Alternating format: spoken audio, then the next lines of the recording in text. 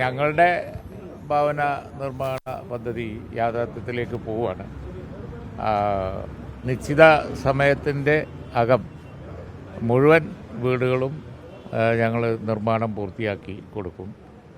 ഞങ്ങൾക്ക് വളരെ സന്തോഷമുണ്ട്. കാരണം ഈ ദുരന്തത്തിന് ശേഷം ഇവിടെ നിർമ്മിച്ച വീടുകളിൽ ഏറ്റവും നല്ല വീടുകളും സൗകര്യമുള്ളതുമൊക്കെ ഞങ്ങളുടേതാണ് എന്നാണ് പൊതു അഭിപ്രായം. ആരും മോശമെന്ന് പറയല്ല.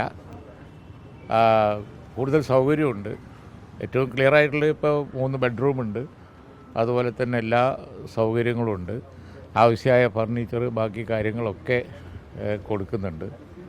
അതൊക്കെ നല്ല പിന്നെ ഈ കാര്യങ്ങളോട് സഹകരിക്കുന്ന ആളുകൾ സ്പോൺസർ ചെയ്തും കാര്യങ്ങളൊക്കെ ആയിട്ട് ഞങ്ങൾ കൊടുക്കുന്നുണ്ട്.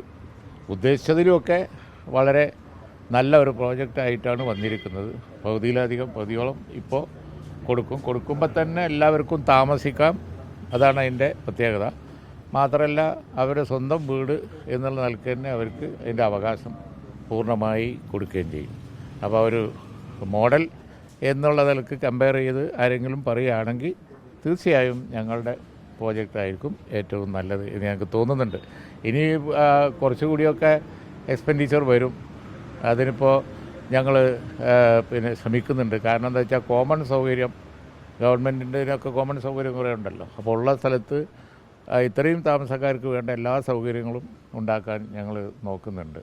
സ്കൂളുകൾ കോളേജുകളൊന്നും അല്ലെങ്കിൽ തന്നെ ബുദ്ധിമുട്ടില്ല. ഞങ്ങളുടെ നേരിട്ട് നടത്തിപ്പിലുള്ള ഇവരൊക്കെ ഞങ്ങളുടെ പാർട്ടിക്കാരും അതുപോലെ തന്നെ മറ്റുള്ളവരൊക്കെ അംഗങ്ങളും കാര്യങ്ങളൊക്കെ ആയിട്ടുള്ള കോളേജും സ്കൂളും ഒക്കെ തൊട്ടടുത്ത് തന്നെ ഉണ്ട്. അതുകൊണ്ട് ആ പ്രശ്നമൊന്നും വരില്ല.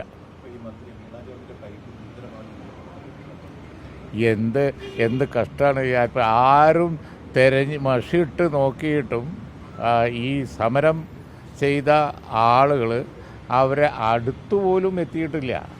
മാത്രമല്ല അങ്ങനൊരു വിഷയം ഇല്ല. അപ്പോൾ ചാനലുകളിലൊക്കെ നിങ്ങൾ നോക്കിയാൽ കാണുമല്ലോ. എല്ലാവരും സാധാരണ ഈ കാര്യങ്ങളൊക്കെ പറയുമ്പോൾ അല്പം എന്താ പറയുക, പല വ്യൂ ഉണ്ടാവുമല്ലോ ചാനലുകൾക്കൊക്കെ.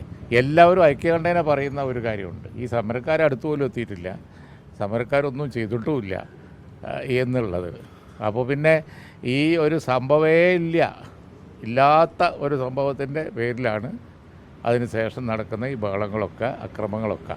അപ്പോൾ ഇതിൻ്റെ ആവശ്യം എന്താണ് എന്ന് അറിഞ്ഞുകൂടാ. എന്തോ കേരളത്തിൽ ഇപ്പോൾ നടക്കുന്നൊരു ചർച്ച അങ്ങ് ഡീവിയേറ്റ് ചെയ്യിപ്പിക്കാൻ, മാറ്റിമറിക്കാൻ വേണ്ടി എന്തോ ഒരു പ്ലാനിട്ട് പറയും പോലെയുണ്ട്. കാരണം അവിടെ 2 ആളേ ഉള്ളൂ. ഈ പ്രതിഷേധക്കാർ പറഞ്ഞാൽ 1-2 ആളല്ലേ ഉള്ളൂ. 2-3 ആൾ. എത്ര പോലീസുണ്ട്. അവർക്ക് അങ്ങ് അടുത്തെത്താൻ പറ്റിയില്ല. അടി ശരിക്കും പറയുകയാണെങ്കിൽ ഉച്ചക്കുള്ളത് കാണി.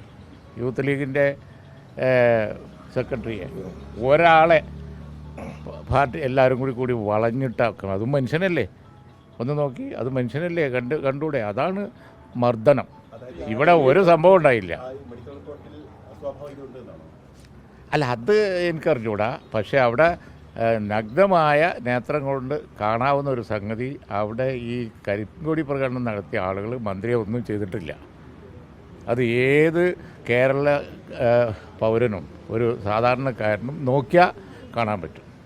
നിങ്ങളും പറയുന്നുണ്ടല്ലോ, ചാനലുകളെല്ലാവരും പറയുന്നുണ്ട് ഇതുവരെ നോക്കിയിട്ട് അങ്ങനെ ഒരു വിഷ്വലില്ല എന്ന് നിങ്ങളും പറയുന്നുണ്ട്. ഇല്ലാത്ത സംഭവത്തിൻ്റെ പേരിൽ ഒരു ചർച്ച ഉണ്ടാക്കുന്നത് എന്തിനാണെന്ന് അവരാണ് എക്സ്പ്ലെയിൻ ചെയ്യുന്നത്. ഈ ഒരു പ്രതിഷേധം അതിര് കിടക്കുന്നുണ്ടോ? അങ്ങനെ തോന്നുന്നുണ്ടോ? പ്രതിഷേധം അത് ഒരു ജനാധിപത്യപരമായ രീതിയിൽ നിന്ന് മാറുന്നുണ്ടോ എന്നുള്ള ചോദ്യം കൂടി വരുന്നുണ്ട്. ഏത് പ്രതിഷേധം? മന്ത്രി അല്ല, അത് പിന്നെ നിന്നോളും. കാരണം എന്താ വെച്ചാൽ ഇല്ലാത്ത സംഭവം വന്നപ്പോൾ എല്ലാവർക്കും ബോധ്യമായി വരുന്നുണ്ട്. താനേ നിൽക്കും. കാരണം എന്താ വെച്ചാൽ ഈ ഒരു സമരം നടത്തുമ്പോൾ അതിനൊരു പർപ്പസ് ഉണ്ടാവുമല്ലോ. ജനങ്ങൾ അത് ന്യായമെന്ന് കരുതണമല്ലോ. ഇങ്ങനൊരു സംഭവമേ ഇല്ല. മന്ത്രിയാണ് പ്രകോപിതയായി അവിടെ പിന്നെ ഒരു ഷോമാരിയൊക്കെ കാണിക്കുന്നത് മന്ത്രിയാണ്. അല്ലാതെ ഈ പ്രവർത്തകരെ കാണാനേ ഇല്ലല്ലോ. അവർ വന്നപാട് പോലീസ് പിടിച്ചുകൊണ്ടുപോയി. പിന്നെ യുഡിഎഫുമായി ചർച്ച നടത്തിയിട്ടുണ്ടാകും സ്വാഭാവികമായിട്ടും. ഇനിയിപ്പോൾ ദേശീയ നേതാക്കളൊക്കെ വരുന്ന ഒരു സമയം കൂടിയാണ്. പുതുതായി എന്തെങ്കിലും യുഡിഎഫിനോട് ലീഗ് ആവശ്യപ്പെടുന്നുണ്ടോ? പ്രതിപക്ഷ നേതാവോ അതോ മുഖ്യമന്ത്രി സ്ഥാനമോ എന്തെങ്കിലും?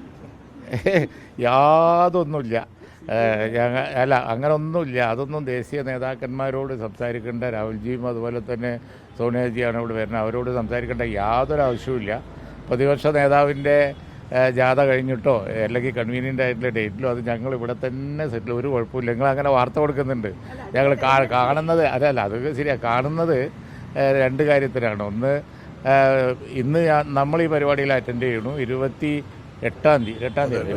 തീയതി പ്രിയങ്കാജി നമ്മളെ പരിപാടിക്ക് ഞങ്ങൾ ഓൾറെഡി ഇൻവൈറ്റ് ചെയ്തിട്ടുണ്ട്. അതൊന്ന് നേരിൽ കണ്ട് ഉറപ്പിക്കണം.